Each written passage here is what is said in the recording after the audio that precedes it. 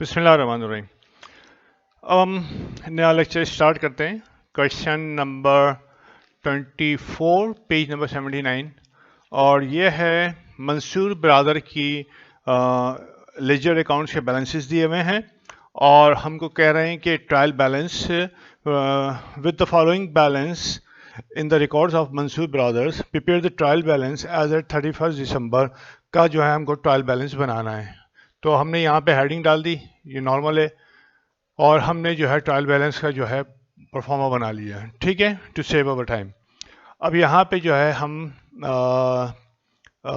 जो कि एक ऑर्डर मैंने बताया था कि पहले जो है फिक्स एसेट्स होने चाहिए, फिर करंट एसेट होनी चाहिए, फिर लाइबिलिटीज होनी चाहिए, फिर capital, then revenue, then expenses. ये अगर आप ऑर्डर रखेंगे तो अच्छा होता है। ठीक है, तो अब यहाँ पे हम ये देखते हैं कि हमारे पास फिक्स एसेट्स कौन से हैं। फिक्स एसेट्स कौन से हैं, पहले वो लिखेंगे हम। फर्नीचर है हमारे पास और कोई नहीं है। ठीक है, हम यहाँ पे हमने लिखा furniture. Furniture serial number 1। Furniture जो है हमेशा डेबिट होता है, तो इस किस्म की जो हमको इन्फॉर्मेशन दी जाती है तो उसके अंदर ये नहीं लिखा होता कि ये डेबिट है क्रेडिट है। लेकिन आपको ये पता होना चाहिए कि अब तो इन्फॉर्मेशन होगी कि एसेट जो furniture is our asset, asset जो है हमेशा डेबिट होता है। तो हमने एसेट की वैल्यू लिख ली 25,200 रुपये। 25,200 रुपये हमने एसेट की वैल्यू लिख ली। ठीक है, अगर हम चाहें तो अलाउंस फॉर डेप्रिसिएशन एसेट के नीचे लिख सकते हैं, लेकिन अगर बाद में लिखें तो भी कोई मुज़ायक़ा नहीं है। तो हम यहाँ पे जो है अलाउंस फॉर डेप्रिसिएशन हम एक यहाँ पे भी लिख देते हैं, हम अलाउंस फॉर डेप्रिसिएशन। यहाँ पे इन्होंने ये नहीं लिखा है कि ये जो अलाउंस है, ये जो कंट्रा एसेट है, ये फर्नीचर का है या किस एसेट का है, उन्होंने वो नहीं लिखा। लेकिन चूंकि एक ही एसेट है हमारे पास, फिक्स एसेट, तो ये जो अलाउंस फॉर डेप्रिसिएशन है डेफिनेटली ये उसी का होगा। सही है, 2,400 रुपये। ओके, ये आपने क्रेडिट दे दिया क्योंकि कंट्रा है। अच्छा जी, ठीक है, नज़र आ रहा है। अच्छा, 2 हो गए और डन। उसके बाद हमने लिखा और कौन सा एसेट है हमारे पास। फिक्स एसेट्स हमारे पास ये सिर्फ यही दिया हुआ है। उसके बाद जो है इन्वेस्टमेंट, इन्वेस्टमेंट है। इन्वेस्टमेंट जो है, इन्वेस्टमेंट आपकी फिक्स भी हो सकती है, यानी कि लॉन्ग टर्म भी हो सकती है, not fixed. Long term investment भी हो सकती है और शॉर्ट टर्म इन्वेस्टमेंट भी हो सकती है। तो नॉर्मली जो है हम इन्वेस्टमेंट को लॉन्ग टर्म इन्वेस्टमेंट में ही लिखते हैं। सही है, अगर सवाल में दिया हुआ है कि ये शॉर्ट टर्म इन्वेस्टमेंट है, ठीक है, तो फिर हम उसको कैश के पोर्शन के साथ लिख लेते हैं। अदरवाइज ये जो है हम ऊपर ही लिखते हैं इन्वेस्टमेंट कि ये जो फिक्स एसेट है उसके बिल्कुल नीचे लिख देते हैं हम एसेट। ये मैं तरीके बता रहा हूँ, आपको याद रखते हैं किस तरीके से। इससे जो है ना आप में एक प्रोफेशनल डेवलपमेंट जो है ना पैदा होगी, याद रखिएगा। अच्छा जी, इन्वेस्टमेंट 8,800, 8,800 ये आपने लिख दी। उसके बाद हम जो है अनएक्सपायर, अब यहाँ पे कोई भी लॉन्ग टर्म या फिक्स एसेट्स अब नहीं है। अब आ जाते हैं करंट एसेट। करंट एसेट्स के अंदर सबसे पहले जो है हम अमूमन लिखते हैं अकाउंट रिसीवेबल, नहीं, हाँ, अकाउंट रिसीवेबल है और इंटरेस्ट रिसीवेबल है, ये दोनों हैं। तो कुछ भी लिख सकते हैं हम, account receivable. How much, account receivable कितना है हमारे पास, 17,400। 17,400 है अकाउंट रिसीवेबल और ये नोट्स पेएबल हैं, लायबिलिटी है। अनएक्सपायर्ड इंश्योरेंस, ठीक है। इंटरेस्ट रिसीवेबल भी है, इंटरेस्ट रिसीवेबल ये भी जो है ना आपका करंट एसेट है, क्योंकि यानी कि एक आध महीने में ये इंटरेस्ट आपको मिल जाएगा, ठीक है। जिन एसेट की वैल्यू में विद इन 12 मंथ जो है में तब्दीली आती है, डिक्रीज होंगे या इंक्रीज होंगे या अप एंड डाउन होंगे, तो उसको हम नॉर्मली करंट एसेट में लिखते हैं। तो ये चीज़ जो है इंटरेस्ट रिसीवेबल 1800 रुपये, ये डेबिट है, रिसीवेबल होता है, ये डेबिट है, आपने लिख दिया। उसके बाद जो है आपके पास है अनएक्सपायर्ड इंश्योरेंस। उसके बाद है अनएक्सपायर्ड इंश्योरेंस, ये है आपके पास 600 रुपये।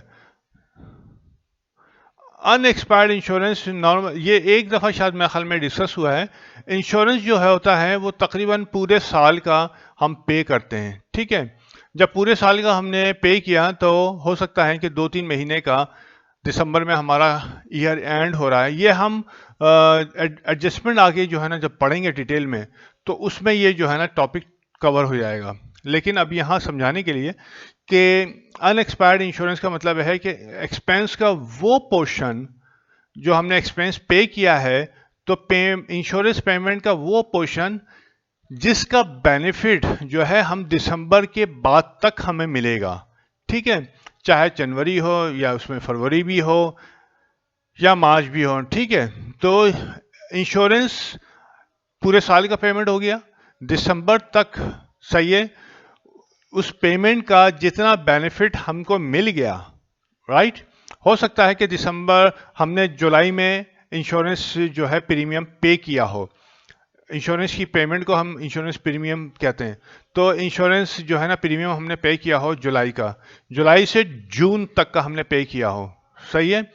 अब जो है क्या हुआ कि जुलाई से दिसंबर तक का तो एक्सपायर्ड हो गया, हम उस बेनिफिट ले लिया, ठीक है। इंश्योरेंस बेनिफिट का क्या मतलब होता है कि हम जुलाई से दिसंबर तक प्रोटेक्ट रहे, ठीक है। हमें कोई मतलब मसला नहीं था कि अगर कुछ भी हैपनिंग होगी तो इंश्योरेंस जो है हमको डैमेजेस जो है वो दे देगा, तो हम प्रोटेक्शन में रहे। उसके बाद दिसंबर को जो है हमारी जो है ना ईयर एंड क्लोज हो गया, तो क्या हुआ जनाब, दिसंबर तक हमने उस इंश्योरेंस पेमेंट का हमने बेनिफिट ले चुके हैं, सही है, 6 महीने का।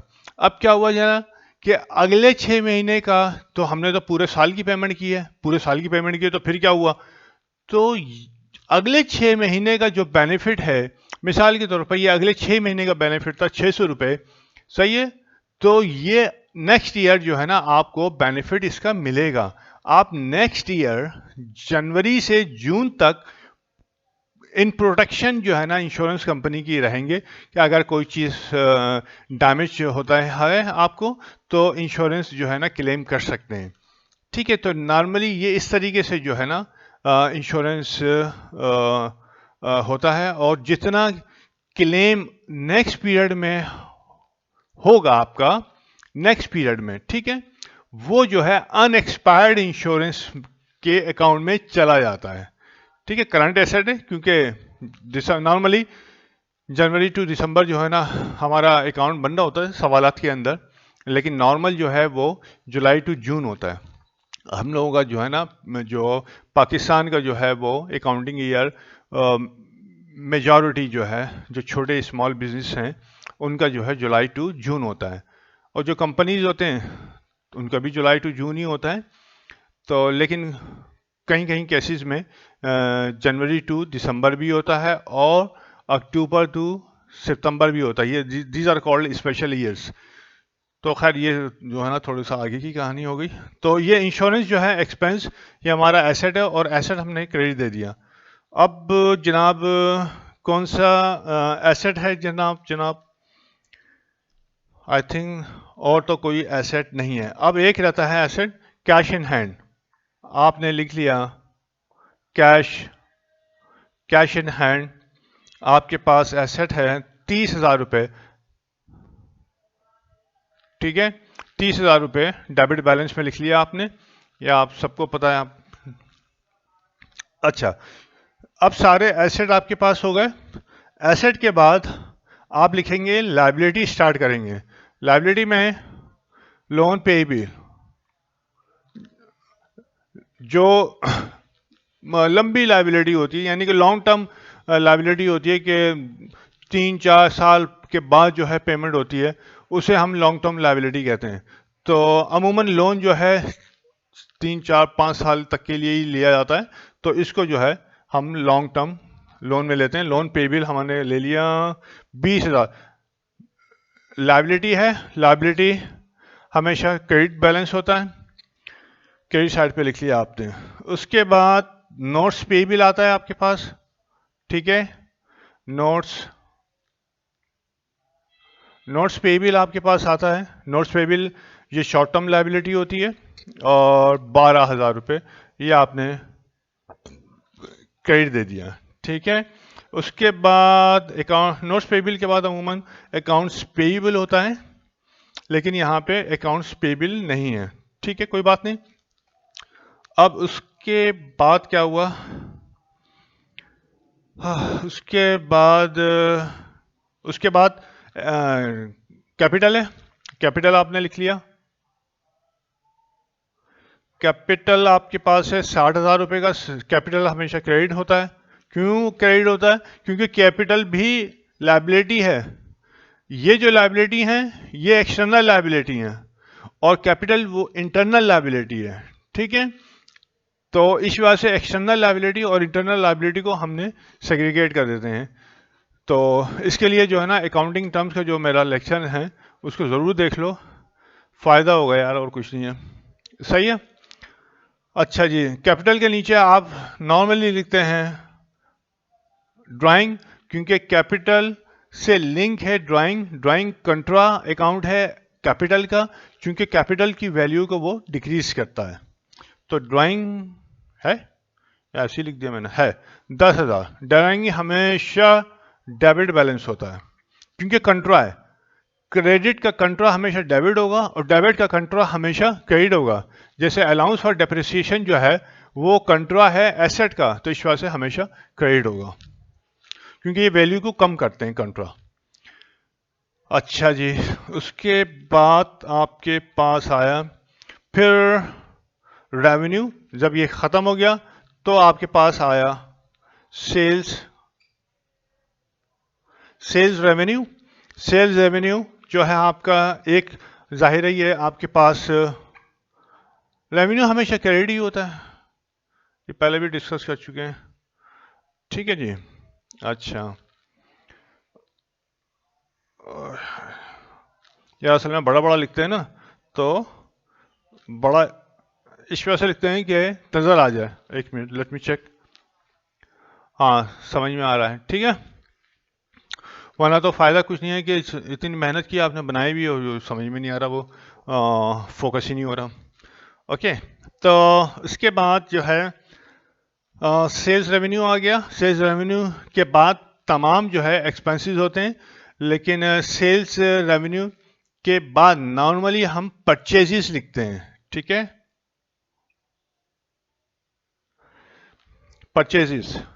परचेजेस कहाँ है? यकीनन होंगी। 1,60,000 परचेजेस हैं। 1,60,000 रुपये परचेजेस हैं, आपने ये लिख दिया। एंड देन फिर आपके शुरू हुए एक्सपेंसेस। उसके बाद है सेल्स डिस्काउंट, लिख दिया आपने।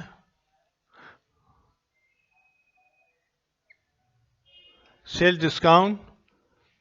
डिस्काउंट कंट्रा है रेवेन्यू का, इस वजह से हमेशा डेबिट होगा 2,000 रुपये। और उसके बाद सैलरीज है, सैलरीज एक्सपेंस है, सैलरीज एक्सपेंस लिया।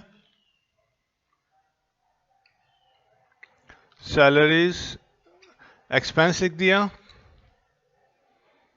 12,000 रुपये एक्सपेंस का नेचर हमेशा डेबिट होता है, ये आपने 12,000 रुपये लिख दिया। ट्रायल बैलेंस के अंदर। उसके बाद आपका जो है जो भी एक्सपेंस है वो आप लिख लें। रेंट रेट्स आ गया, उसके बाद रेंट एंड रेट्स ये है आपका 5,000, ये भी डेबिट होगा। ठीक है जी। उसके बाद आपके पास कुछ नहीं है, ये इस लाइन में लेफ्ट पे एडवर्टीजमेंट है आपके पास।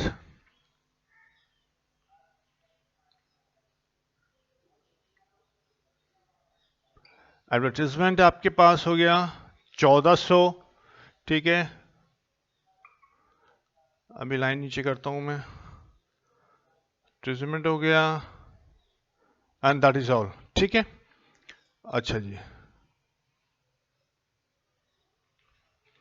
ये आपके पास ये हो गया, ये 1 हो गया, 2 3 4 5 6 7 8 9 10 12 13 14 15 16 एंड 17। ओके, ये हो गया। अब आपने इसको टोटल करना है, तो ठीक है, टोटल ये आपने करना है। टोटल करने के बाद जो है आपने देखना है कि बैलेंस है या नहीं है। तो आओ मेरे नाल, इसको मैं रोक रहा हूँ रिकॉर्डिंग को, क्योंकि लंबी हो जाती है फिर वीडियो। ठीक है, और मैं टोटल करके इसको लिखता हूँ। Hold on.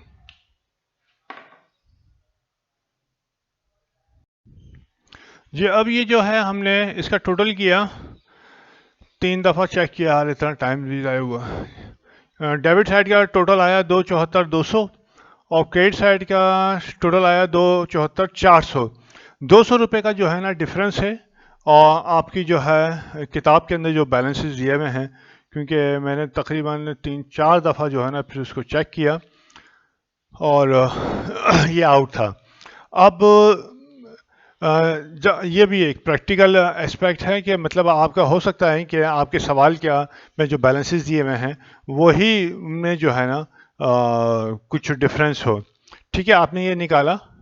निकालने के बाद जो है आप अब ट्रायल बैलेंस को तो टैली करना है ना आपने। ठीक है, तो आप यहाँ पे लिख सकते हैं कि मैं लिख के आपको बता देता हूँ। इसके दो तरीके होते हैं कि या तो आप किसी बैलेंस को जो है ना माइनस कर दें, लेकिन वो तरीका जो है अच्छा तरीका नहीं है कि आप सवाल के बैलेंसेस को जो है आउट करें, बल्कि आप यहां पे लिखें डिफरेंस। ठीक है,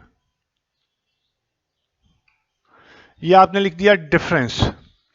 कौन सी साइड छोटी है? क्रेडिट साइड बड़ी है, डेबिट साइड छोटी है, तो आपने 200 रुपये डिफरेंस डाल दिया। ठीक है,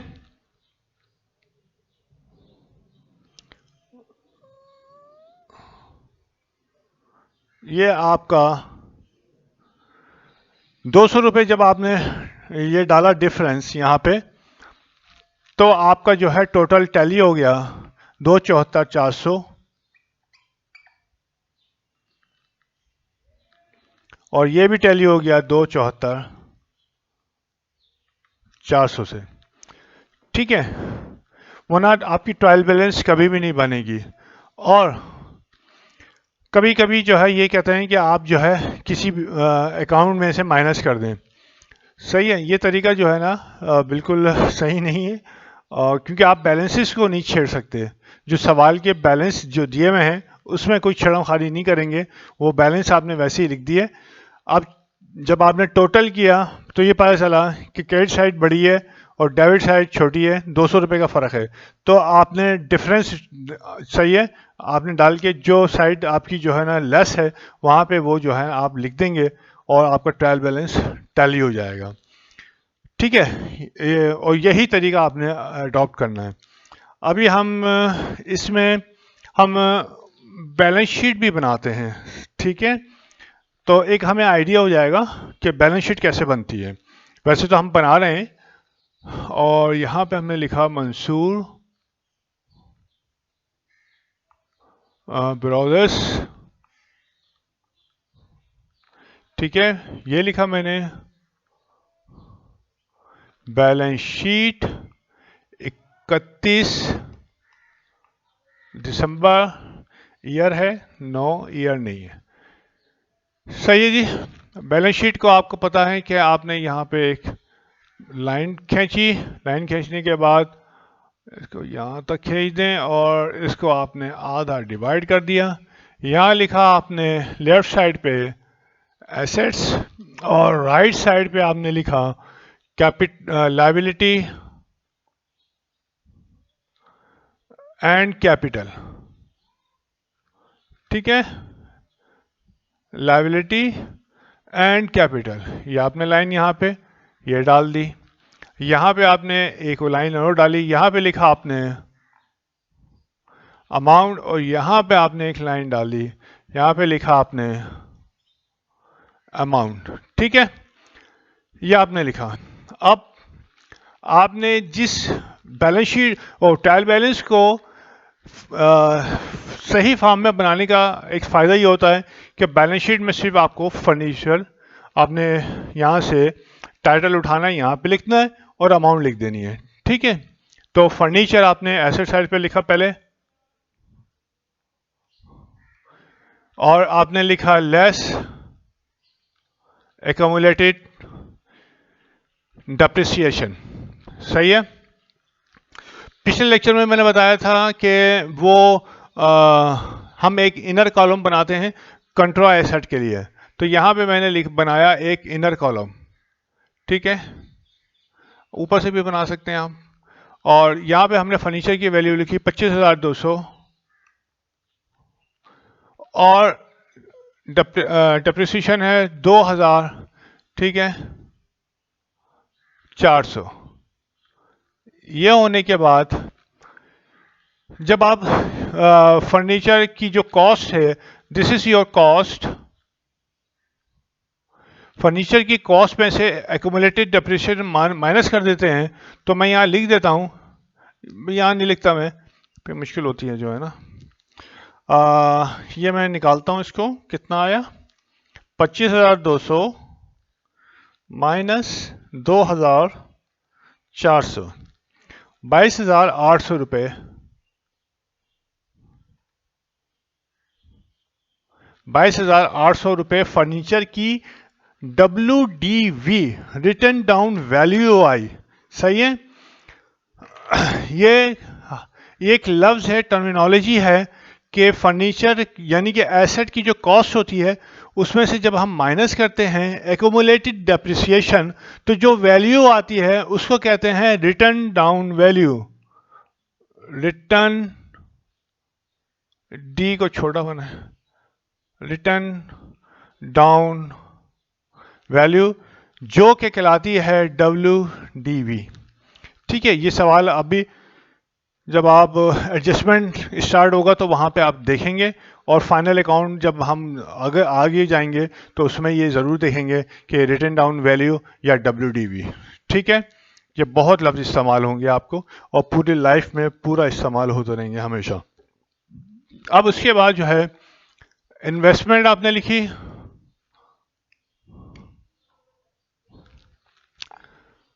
क्योंकि ऑर्डर आप पहले ही बना चुके हैं तो यहाँ पे मुश्किल नहीं होगी आपको। 8,800 जिन अमाउंट के अंदर प्लस माइनस होता है तो वो हम इनर कॉलम में लिखते हैं, और जो अमाउंट में प्लस माइनस नहीं हो रहा एज इट इज ही फिगर उठा के बैलेंस शीट में लिख रहे हैं तो उसको आउटर कॉलम में लिखते हैं। इन्वेस्टमेंट अकाउंट रिसीवेबल,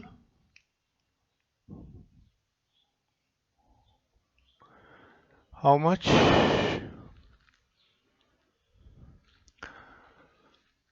17,400, ठीक है। उसके बाद interest receivable,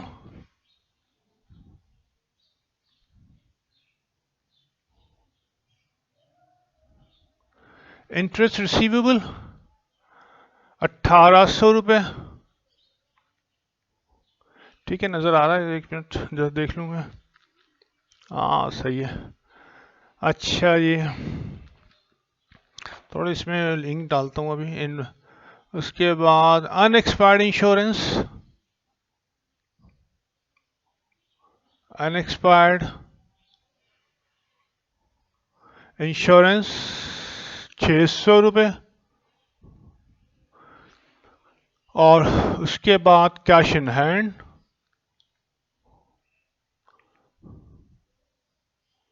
cash in hand 30,000 रुपये।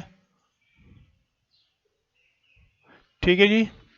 एंड हमारे एसेट यहाँ से ये थे, ये था हमारा फिक्स एसेट। ठीक है, ये इन्वेस्टमेंट है, ये लॉन्ग टर्म एसेट है, और ये जितने भी हैं ये शॉर्ट टर्म एसेट हैं, जिसे आप करंट एसेट भी कहते हैं। सही है, ये मैं तो आपको बता रहा हूँ, ये याद रखने वाली चीज़ें हैं। राइट, ये आपने लिख लिए। अब आई जनाब लाइबिलिटीज, लोन पेबल लाइबिलिटीज में आए आप। लोन पेबल लाइबिलिटी यानी कि जो अमाउंट आपको देनी है बाहर वालों को, लाइबिलिटी का है ये रही 20,000 रुपये, या आपने 20,000 आ गई। नोट्स पेबल आपने लिखा,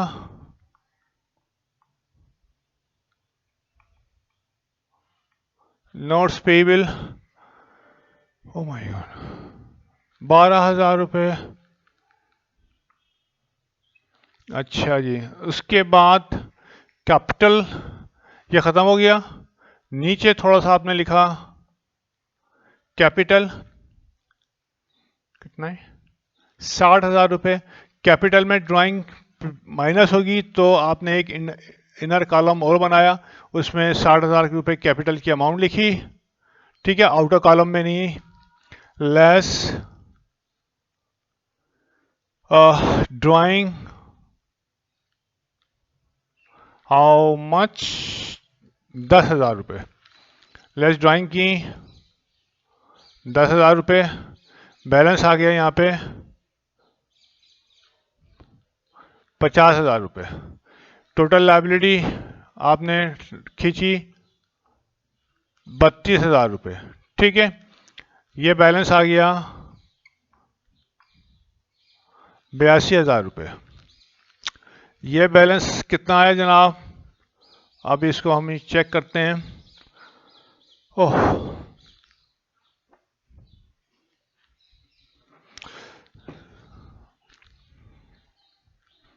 22,800 plus 8,800 plus 17,400 plus 1,800 plus 600 plus 30,000, तो 81,400। अब यहाँ पे जो है आपके पास क्या टैली है? टैली तो नहीं है, सही है ना? ये आपकी अकाउंट जो है टैली नहीं है। बैलेंस शीट को टैली होना बहुत ज़रूरी है, वरना तो फ़ायदा ही नहीं है। अच्छा, एंड 200 रुपये डिफरेंस था डेबिट साइड के अंदर। तो डिफरेंस जो होता है नॉर्मली हम बैलेंस शीट के अंदर लिख देते हैं। बात लोग ये कहते हैं कि डिफरेंस को जो है अगर नहीं मिल रहा है तो प्रॉफिट एंड लॉस के अंदर आप डाल के ख़त्म कर दीजिए। और बाज़ जगह पे अमूमन आपके लेवल के ऊपर ये होता है कि आप इसको जो है बैलेंस शीट के अंदर लिख दीजिए। तो यहाँ पे डेबिट साइड आपकी छोटी थी तो यहाँ पे आपने लिख दिया डिफरेंस। तो यहाँ पे आपने लिखा डिफरेंस 200 रुपये का, 200 ही था ना, 200। तो ये हो गया आपके पास 81,600 रुपये। अब यहाँ पे जो है आपका क्रेडिट साइड 82,000 रुपये है और 81,600 डेबिट साइड के ऊपर है, नज़र आ रहा है? यस, थोड़ा सा बिलर है, नो मैटर। अच्छा जी, उसके बाद जो है अब क्या होगा? अब रुकिए, अब यहाँ पे हमने ये देखा कि डिफरेंस हमने यहाँ पे डाल दिया ना, डिफरेंस 200 रुपये। ओह डिफरेंस आपने 200 रुपये डाला, ठीक है। क्योंकि ये जो था डेबिट साइड पे, ये मैं डालना भूल गया था, 200 रुपये, ठीक है। ये डिफरेंस ट्रायल बैलेंस डिफरेंस है, ये आपने यहाँ पे लिखा ट्रायल बैलेंस डिफरेंस 200 रुपये का, ये आपने डाल दिया। अब जब आपने टोटल किया, ये जो डेबिट सारे आपने उठा के यहाँ लिखे, क्रेडिट सारे आपने उठा के यहाँ पे लिखे, तो डेबिट साइड बैलेंस शीट की 81,600 है और क्रेडिट साइड बैलेंस शीट की 82,000 रुपये। अब ये जो प्रॉब्लम है, इसको कैसे हम जो है हल करेंगे, ठीक है। एक मिनट रुकिए। अब यहाँ पे जो है वो थोड़ा सा मैंने इसको कैमरे को आगे पीछे किया है ताकि वहाँ का मेरे पास आ जाए। अब नो नीड के यहाँ पे मुझे करनी है, लेकिन अब मैंने यहाँ पे देखा कि बैलेंस शीट मेरी जो है आउट है। बैलेंस शीट क्यों आउट है? हालांकि सवाल के अंदर ये रिक्वायरमेंट नहीं है। बैलेंस शीट इस वजह से आउट है, जब तक मैं इन अकाउंट्स को, ये इन अकाउंट को जो है कंसीडर नहीं करूंगा, नॉट डिफरेंस, क्योंकि डिफरेंस जो है मैं डाल चुका हूं। तमाम एक्सपेंस और रेवेन्यू को जब तक मैं अकाउंट फॉर नहीं करूंगा, ठीक है। अकाउंट फॉर कैसे करूंगा मैं? जब तक मैं प्रॉफिट एंड लॉस नहीं बनाऊंगा, और जो भी प्रॉफिट आए जो भी लॉस आए, पिछले हमने देखा है, वो मैं यहां पे कैपिटल में नहीं लिखूंगा, तो जब उस वक्त तक बैलेंस शीट की फिगर सही नहीं आएगी। तो इसके लिए मुझे प्रॉफिट एंड लॉस बनाना पड़ेगा इस बैलेंस शीट को टैली करने के लिए। चलिए बनाते हैं जी, कोई मसला नहीं है। हमने लिखा मंसूर ब्रदर्स, ठीक है। इनकम स्टेटमेंट, इनकम स्टेटमेंट 31 दिसंबर ईयर, ठीक है। इसके अंदर हमने लिखा सेल्स रेवेन्यू कितना है भाई मेरे, हमने लिखा सेल्स रेवेन्यू 1,80,000 रुपये मेरे पास सेल्स रेवेन्यू है, 1,80,000 रुपये। इस सेल्स रेवेन्यू में से ये ग्रॉस है, ठीक है, रिमेंबर ये है ग्रॉस। अब इसको मुझे नेट करना है। नेट का मतलब यह है कि मुझे जो भी मैंने डिस्काउंट दिया है, कोई भी अगर मुझे सेल्स रिटर्न हुई हैं, सेल्स अलाउंस हुआ है, इस फिगर में से माइनस होगा। वो एक्सपेंस में नहीं लिखूंगा मैं। कोई डिस्काउंट है या सेल्स डिस्काउंट मेरे पास यहाँ पे है, इसमें से मैं लेस करूंगा सेल्स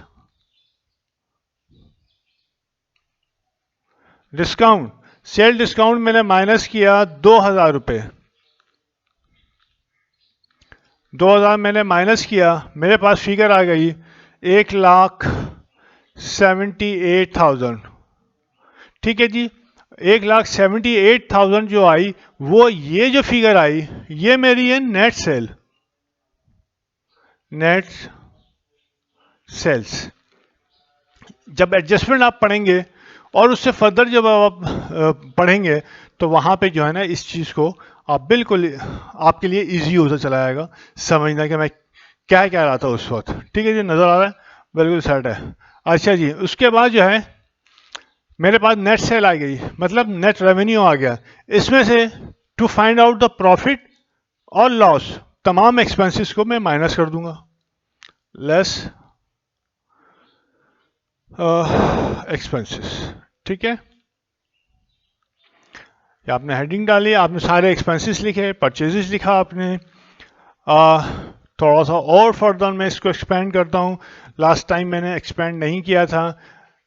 नेट सेल्स में से मैं लेस कर देता हूँ परचेजेस को, ठीक है। ये जो परचेज है, ये मैंने माइनस की 1,60,000 रुपये, ओके। ये 1,60,000 रुपये मैंने माइनस की, तो ये कितनी आ गई? 18,000 रुपये। ये चीज जो है, ये जो 1,80,000 रुपये आई, ये है कॉस्ट ऑफ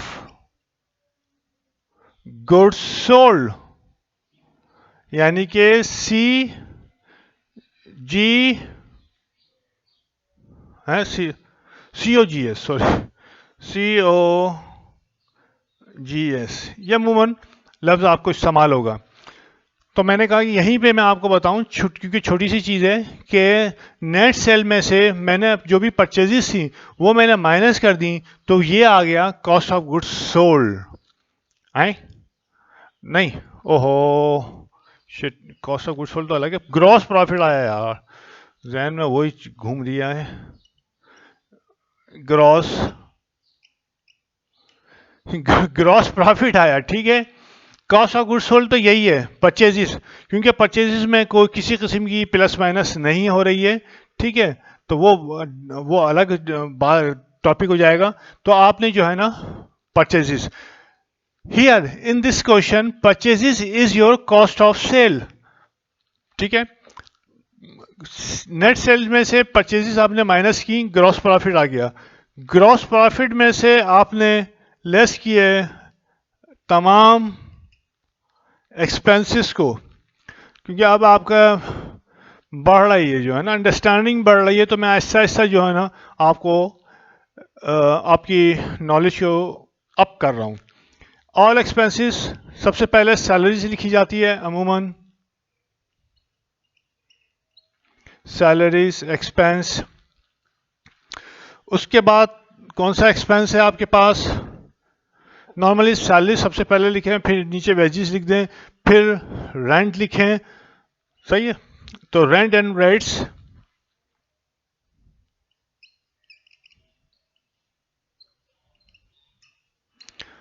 उसके बाद एडवर्टीजमेंट,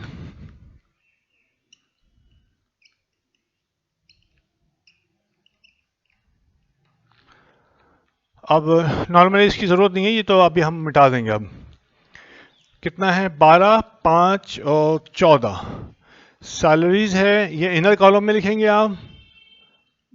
12, 5 रेंट रेट्स जो है 5 हैं, और एडवर्टीजमेंट 1400, ठीक है। ये आगे आपने ऐड करके आपने माइनस कर दी, 12,000 प्लस 5,000 प्लस 1400, ठीक है। तो ये आपने माइनस कर दिया, ये आगे टोटल एक्सपेंसेस आके, ओह यार ये भी निकल गया, 18,400 रुपये। ये सवाल मैंने जानबूझ के इस वजह से कराया है कि हमें जहन में ही होता है कि हम काम कर रहे हैं तो खाली प्रॉफिट ही हो सकता है, लेकिन अभी हमने यहाँ पे देखा कि सेल परचेजेस माइनस किए, फिर तमाम एक्सपेंसेस जब हमने माइनस किए तो एक्सपेंस ज़्यादा हो गए और रेवेन्यू आपके पास कम हो गया। तो ये हो गया आपके पास नेट लॉस। हाउ मच, कितने का हो गया भाई? 600 रुपये का है, नहीं 400 रुपये का।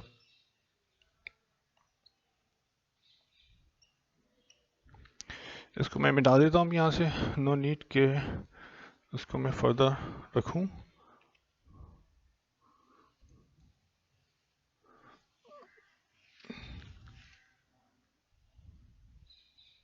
अच्छा जी,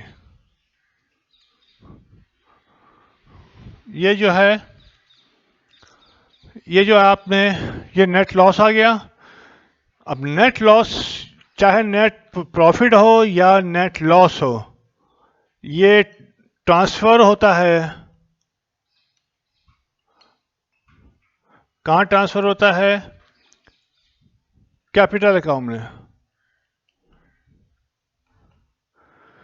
क्योंकि आप प्रोप्राइटरशिप पढ़ रहे हैं तो जो भी लॉस होगा या प्रॉफिट होगा वो बैलेंस शीट के अंदर, कैपिटल अकाउंट के अंदर आपका आगे चले जाएगा। तो ये नेट जो जो था ये आपका ऊपर चला गया, इधर आ गया, ठीक है। आपने लिख दिया less loss during year, during the year या ड्यूरिंग द पीरियड। तो ये आपके पास 400 रुपये यहाँ पे, ये लॉस यहाँ पे आ गया, ये आपके पास माइनस, जाहिर आपका कैपिटल कम हो गया ना आपके पास से। तो माइनस होने के बाद जो है फिगर आ गई हाउ मच, 60,000 माइनस 10,000 माइनस 400, तो 49,600 आपके पास कैपिटल की जो फिगर बची है वो ही 49,600, 49,600 प्लस 32,000 लाइबिलिटी, क्योंकि कैपिटल भी आपकी लाइबिलिटी है, इंटरनल लाइबिलिटी है, और ये आउटसाइडर से लाइबिलिटी है, तो सारी लाइबिलिटी आप प्लस कर देंगे तो 81,600 ये हो गया आपके पास 81,600, 81,600 ये टोटल रुपीस, ये इक्वल हो गया 81,600 से। अब हो गया, यह मैं मिटा सकता हूँ, ठीक है, क्योंकि बैलेंस शीट मेरी टैली हो गई, ये मैंने यहाँ पे ये मिटा दिया और ये हो गया टोटल रुपीस। तो ये इस तरह से आपका काम करना पड़ता है, रिमेंबर। ओके, समझ में आ गया आपके? इंशाल्लाह आ गया होगा, मैं देखूं सही नज़र आ रहा है, बिल्कुल नज़र आ रहा है आपको। अब आपका जो है यह है कि आपने इसको ख़ुद प्रैक्टिस कर लेंगे तो आपको बहुत हेल्प होगी, और फर्दर जो है ना आपको एडजस्टमेंट वगैरह के अंदर जो है ना आसानी होगी, क्योंकि दैट पार्ट जो है थोड़ा सा मुश्किल होता है और लेंथी भी होता है। तो ये हम अभी जो है इसको क्लोज करते हैं। होप के सारी चीज़ें नज़र आ रही हैं, बिल्कुल नज़र आ रही हैं। यहाँ पे मैं ये लिख दूँ कि ये जो हिस्सा है आपका, ये है आपका प्रॉफिट एंड लॉस सेगमेंट, लिख देता हूँ मैं, ठीक है, ये सेगमेंट है कि ये प्रॉफिट एंड लॉस का ये हिस्सा है।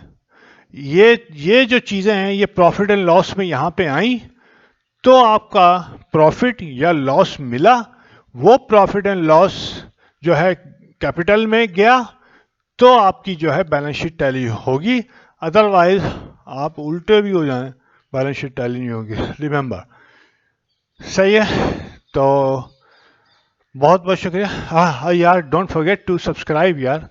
मैं शुरू में सुबह कहना था, मतलब जो है, क्योंकि 1-2 मिनट के बाद जो है ना बच्चे जो है चले जाते हैं, और ये तो बच्चों के लिए है, तो वो जो है ना सब्सक्राइब करना भूल जाते हैं। अब नेक्स्ट लेक्चर में पहले बोल दूंगा मैं, सब्सक्राइब कर दो यार, ठीक है। तो हम अगले लेक्चर में मिलेंगे, नोट्स लंबा हो गया है। ओके, अल्लाह हाफिज़, अस्सलाम वालेकुम।